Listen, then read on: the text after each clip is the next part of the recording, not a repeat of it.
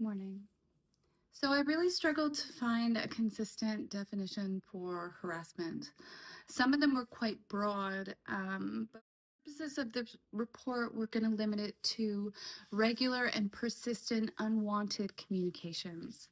So the amount of communications. And thankfully within data, this one's super easy to calculate.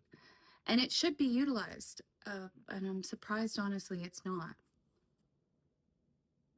Any basic software can calculate the number of words or the amount of texts or the amount of emails that somebody sends to somebody. Harassment metrics can not only be utilized in the court process, but it can also be utilized real time. Harassment metrics can signify escalation, which means that it can be utilized within authority processes to ensure that cases are triaged properly. As mentioned before, once you have a number of comparable cases, a benchmark will show face. Like it'll just start appearing. From there, lines can be put in place to ensure that people get help when they need it.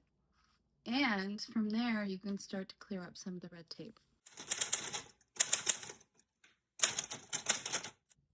When you're in a relationship like this, like you know when it escalates to the point where it's dangerous. Like you know when it gets to the point where there's no point that you even fight back, and there is already a number for it. The ratio is already in existence. It's just we don't know what it is yet. When the obsessiveness of the pounding text, like boom, boom, boom, energy through the phone, it gets to the point where you know there's no point that you fight back. That person is so angry that they're no longer logical. They're no longer making the right decision. They're in a place where they're going to make the wrong decision. This is the point that the ratios will show that. The conversation will go from like 1 to 2 to like 1 to 200 in like 5 to 10 minutes.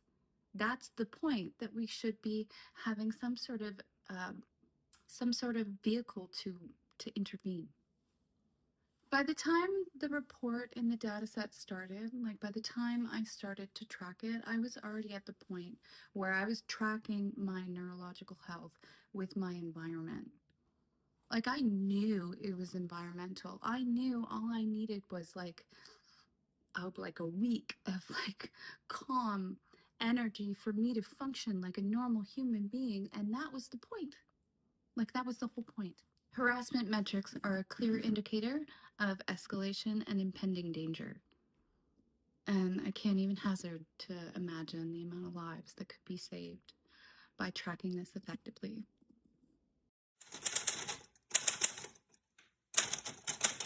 By the time I got to like my separation period, I was already begging for peace, begging for it. It was my whole separation email was please stay away from me, and that's in the report.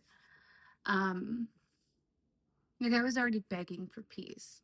And then what happened after that was the harassment metrics got up to like 4,300 words a day. And because harassment doesn't have examples,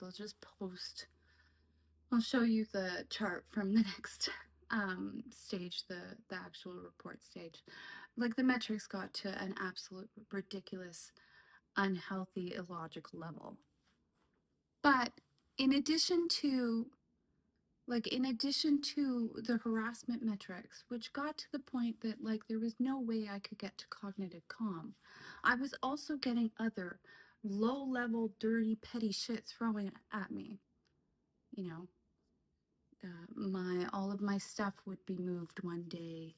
He cut a hole into the wall to get into my bedroom.